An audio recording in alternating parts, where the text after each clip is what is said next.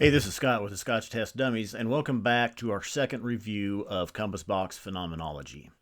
Now, a couple of weeks ago, we released our edited review of Phenomenology to go along with Compass Box and their wishes that everyone needs to try this whiskey for themselves and get their own notes.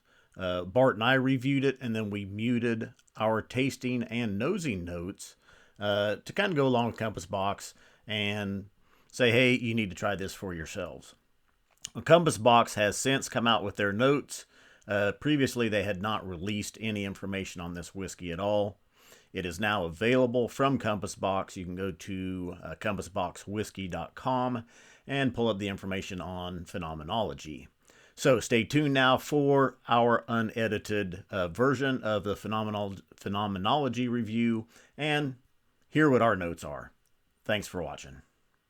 Hey, it's the Scotch Test Dummies. We got us a special edition, we had to meet special just to film this, Compass Box Phenomenology. Not our normal film time, and you might be able to tell. We wanted to bring it to you early. Let's test it. Test it! Because we like Compass Box.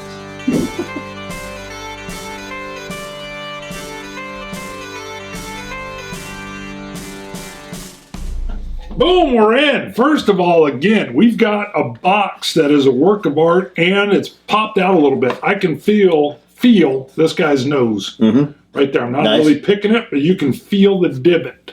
Is it a divot? I don't know what a divot is. What's a no? It's not even a divot. I just made up a new word called divot. That's like a golfing term. Yeah, well, that's a divot. Divot. But I called it a divot. Wow. Once again, the artwork on this is phenomenal. You got gold dripping off fingers, floating eyeballs, smoke coming out of a weird thing, a lady working in a field. For those that don't know yet, Compass Box is a blended whiskey. Yeah. John Glaser founded, started, owns Whiskey maker. Whiskey maker. Yeah, artisan whiskey maker. He needs to add that on. To the extreme. Yeah. I mean, he's taken his marketing, his labeling, the whiskey itself, everything to a high level. The bad boy of blended whiskey, blended scotch. The bad boy. Yeah. But I mean, he does blended grains, blended malts, he does sherry, he does just bourbon casking, he does peated, he tries it all. What's that? That's the Hand. Yeah, with eyeballs in it. Mr. Hand. What movie is that from? I don't know.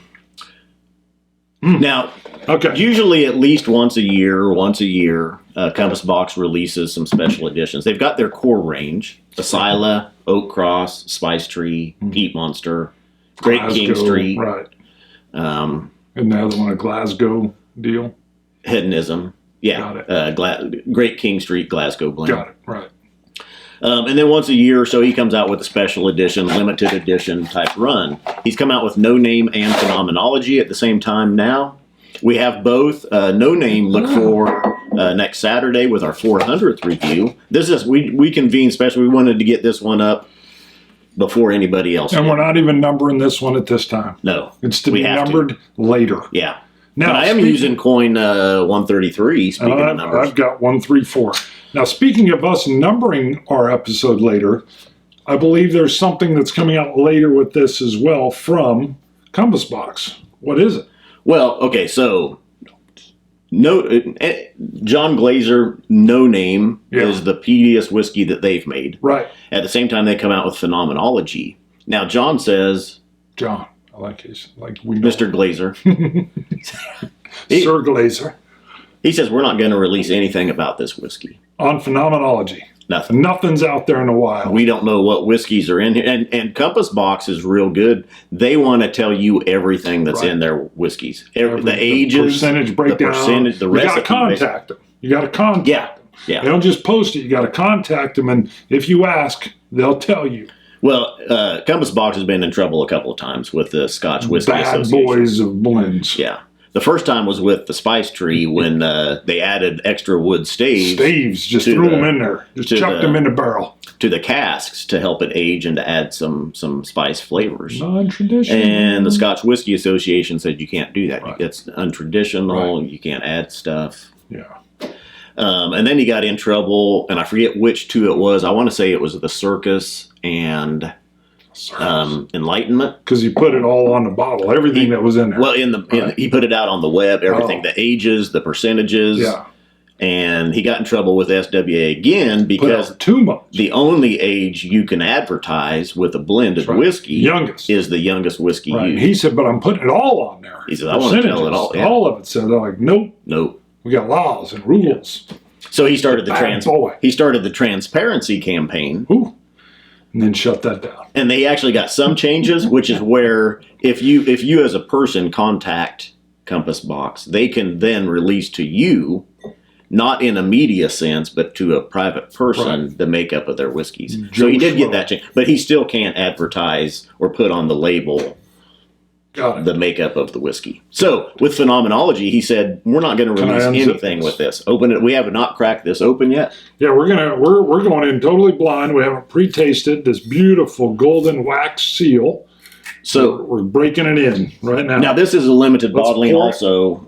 7,000 bottles somewhere on here it says. Take a look. It's open, so don't. 7,908 bottles. Woo. So, and you can go to the Compass Box website. You can pull up a fact sheet for each of their whiskeys, and on their flavor descriptors for this one, they have.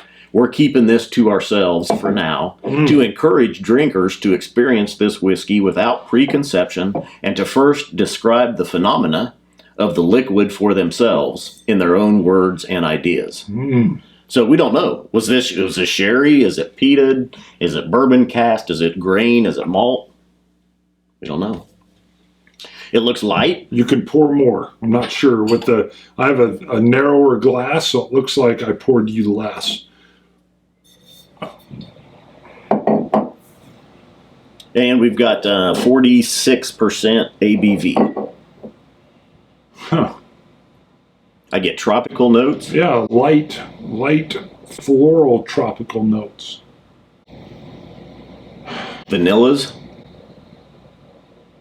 Maybe slight sherry. Okay. Kind of slight, but I almost said like a hint of pineapple. Yeah. Okay. Yeah. I was thinking, am I nuts? And then when you said slight, I thought, say pineapple. Tropical. That comes, definitely tropical. Which leads me to believe probably ex-bourbon cask. You're better on that than me. I just want a big thing of peat moss to slap me in the face. This is definitely not all sherry. I mean, it's the sherry. I'm not saying there is sherry. Sure. If there is a slight sherry, it's not very much, and it's not coming through in the color of the whiskey at all. I get. I've heard people describe pineapple before, and this is the first time I think I'm actually getting a little bit of it's like cubed, on the nose, cubed pineapple. I'm almost thinking more aged grain whiskey. Huh. Okay. And but I think it says blended malt, doesn't it? Oh, it does say blended malt. Yeah, it's the one thing that is on here is blended malt Scotch whiskey. So that's interesting. Kind of actually, and it reminds me of like the Barry Crockett Middleton Irish whiskey. More tropical, creamy vanillas. Go. Drink. Go ahead. This tropical pineapple is still what gets me.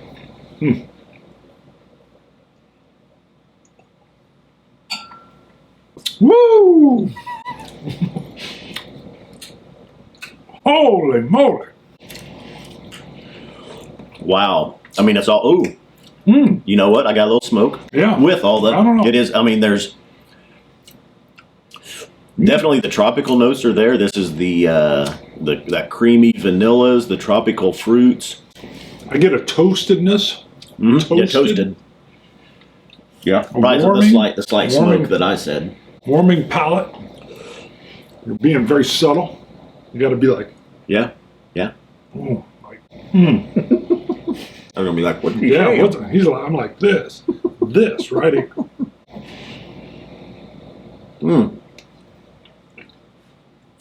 Very great mouthfeel. This comes off to me more aged, 15 to 18 year minimum. I'm sure there's some older whiskeys in there. I get like a baked bread. A little bit of a grain note. Not a grain, but like of the malted barley flavor coming through. Still clean and crisp. ABV 46%. Wow, does it come in smooth? Juicy fruit. You know that juicy fruit we get sometimes?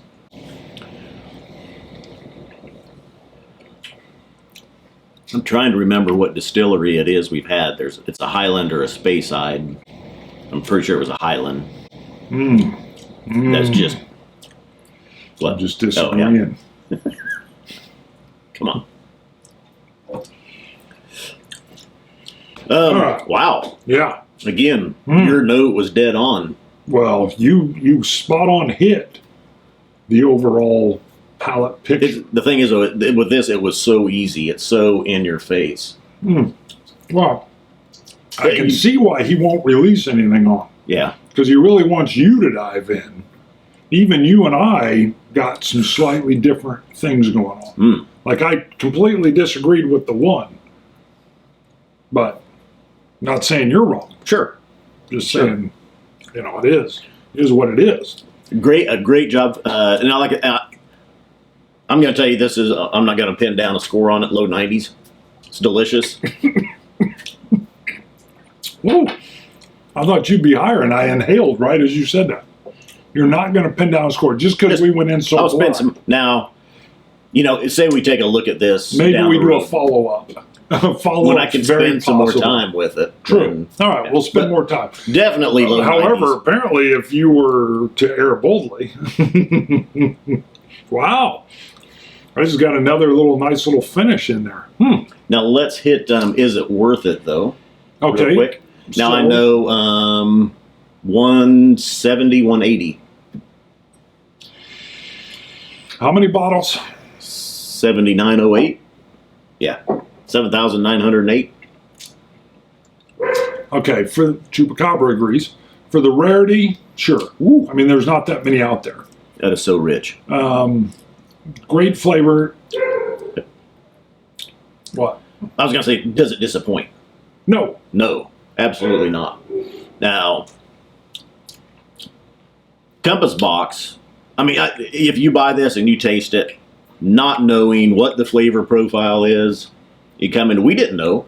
We come in, we cracked it open right here. I'm not disappointed at all. I love it. I think it's great. It's good.